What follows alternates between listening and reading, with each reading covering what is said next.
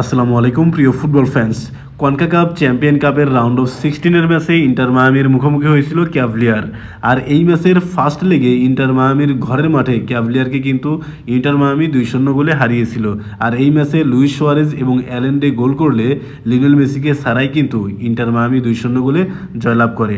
আর দ্বিতীয় লেগটি অনুষ্ঠিত হবে ক্যাভলিয়ারের ঘরের মাঠে। আমরা কিন্তু সবাই জানি অ্যাওয়ে ম্যাচটা তুলনামূলক কঠিন হয়ে থাকে। এদিকে লিওনেল মেসি কিন্তু ইন্টার মায়ামির হয়ে লাস্ট 3টা ম্যাচ খেলেননি, কিন্তু গত যে ম্যাচটা অনুষ্ঠিত হয়েছে সেই ম্যাচে কিন্তু ইন্টার মায়ামি স্কোয়াডে ছিল, কিন্তু শার্লটের বিপক্ষে হ্যাভিয়ার মাসচেরানো তাকে কিন্তু মাঠে নামাননি। মূলত লিওনেল মেসির ইনজুরির ঝুঁকি কমানোর জন্যই হ্যাভিয়ার মাসচেরানো লাস্ট 3টা ম্যাচে তাকে কিন্তু খেলাননি। এই ম্যাচে অর্থাৎ ক্যাভলিয়ারের বিপক্ষে সেকেন্ড লেগে ম্যাচের কন্ডিশন বুঝে আমার কাছে মনে হচ্ছে লিওনেল মেসিকে মাঠে নামালেও নামাতে পারে। যদি ইন্টার মায়ামির অবস্থা ভালো হয়, ম্যাচে যদি জয়লাভ করার সম্ভাবনা থাকে, তাহলে হয়তো লিওনেল মেসিকে আবারও রেস্ট দেওয়া হবে। কারণ সামনে কিন্তু ফিফা বিশ্বকাপ বাছাই পর্বের 2টা বিগ ম্যাচ রয়েছে, উরুগুয়ে এবং ব্রাজিলের বিপক্ষে। সেই ম্যাচের জন্য লিওনেল মেসিকে 100% ফিট রাখার জন্য হ্যাভিয়ার মাসচেরানো কিন্তু লিওনেল মেসিকে লাস্ট কয়েকটা ম্যাচ খেলাননি। এই ম্যাচেও তার ব্যতিক্রম হবে না যদি ইন্টার মায়ামি ভালো একটা পজিশনে থাকে। সে যাই হোক, প্রথমেই যদি আমরা ম্যাচ টাইমিং এর দিকে তাকাই, তাহলে দেখা যায় এই ম্যাচটি অনুষ্ঠিত হবে 14 তারিখ সকাল 6টায়।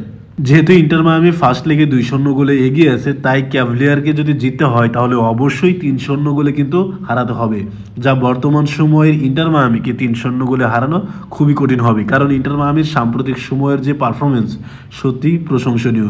তাদের ডিফেন্স লাইনের দিকে যদি আপনি তাকান তাহলে দেখতে পারবেন সেখানে কিন্তু এই সাম্প্রতিক সময়ে এসে দারুণ ফুটবল খেলে যাচ্ছেন। ক্যাভলিয়ারের বিপক্ষে ফার্স্ট লেগে ইন্টার মায়ামির ফরমেশন ছিল 4-3-3, অর্থাৎ 4জন ডিফেন্ডার, 3জন হচ্ছে মিডফিল্ডার এবং 3জন হচ্ছে ফরওয়ার্ড লাইনের ফুটবলার।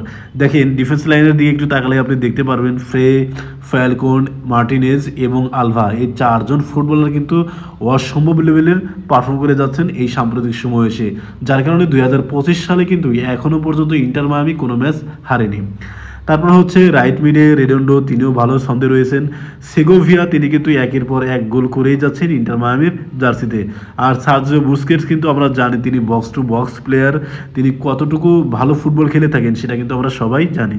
এই ম্যাচে লিওনেল মেসি যদি স্টার্টিং 11-এ না থাকেন তাহলে কিন্তু রাইট উইংয়ে দেখা যেতে পারে ক্রিমেসিকে, অপর দিকে লেফট উইংয়ে দেখা যেতে পারে অ্যালেন দিকে, আর নাম্বার 9 হিসাবে কিন্তু বর্তমান সময়ের অন্যতম সেরা ছন্দে রয়েছেন লুইস সুয়ারেজ। তিনি কিন্তু ইতিমধ্যেই 2024-25 মৌসুমে ইন্টার মায়ামির হয়ে এখনও পর্যন্ত 6টি ম্যাচ খেলে 3টি গোল এবং 5টি কিন্তু অ্যাসিস্ট করেছেন, অর্থাৎ 6 ম্যাচে সরাসরি 8 গোলে অবদান রেখেছেন লুইস সুয়ারেজ। সর্বশেষ ম্যাচে ইন্টার মায়ামির বিপক্ষে ক্যাভলিয়ারের স্টার্টিং 11 ছিল 4-2-3-1 এই ফরমেশনে। 4জন ডিফেন্ডার, 2জন ডিফেন্সিভ মিডফিল্ডার, 3জন ফরওয়ার্ড লাইনের খেলোয়াড় এবং 1জন হচ্ছে সেন্টার ফরওয়ার্ড। এদের মধ্য থেকে সবচেয়ে গুরুত্বপূর্ণ খেলোয়াড় হলেন রিয়েদ, ক্যালভিন, অ্যাটকিনসন এবং স্টেইনের মতো কিন্তু ফুটবলাররা। এরা যদি জ্বলে ওঠে তাহলে কিন্তু ইন্টার মায়ামিকে অবশ্যই কঠিন পরীক্ষা দিতে হতে পারে। কনকাকাপে ক্যাভলিয়ারের অ্যাভারেজ সুপার রেটিং এসেছে 6.65, অপরদিকে ইন্টার মায়ামির এসেছে 7.04। এখনো পর্যন্ত ক্যাভলিয়ার কনকাকাপে একটি ম্যাচ খেলে 2টি গোল কিন্তু কনসিড করেছেন, অপরদিকে ইন্টার মায়ামি 3টি ম্যাচ খেলে 6টি গোল তারা দিয়েছেন এবং 1টি গোল কিন্তু কনসিড করেছেন। এই কনকাকাপ চ্যাম্পিয়ন কাপের আগে ইন্টার মায়ামি কিন্তু কখনোই ক্যাভলিয়ারের বিপক্ষে খেলেননি। কনকাকাপ চ্যাম্পিয়ন কাপের রাউন্ড অফ 16-এর ফার্স্ট লেগে ইন্টার মায়ামি কিন্তু ক্যাভলিয়ারকে 2-0 গোলে হারায়। আর এটাই ছিল কিন্তু ইন্টার মায়ামি এবং ক্যাভলিয়ারের ফার্স্ট ম্যাচ।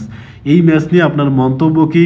লিওনেল মেসি এই ম্যাচে খেলবেন কিনা সেটা কিন্তু কমেন্ট বক্সে জানাতে পারেন।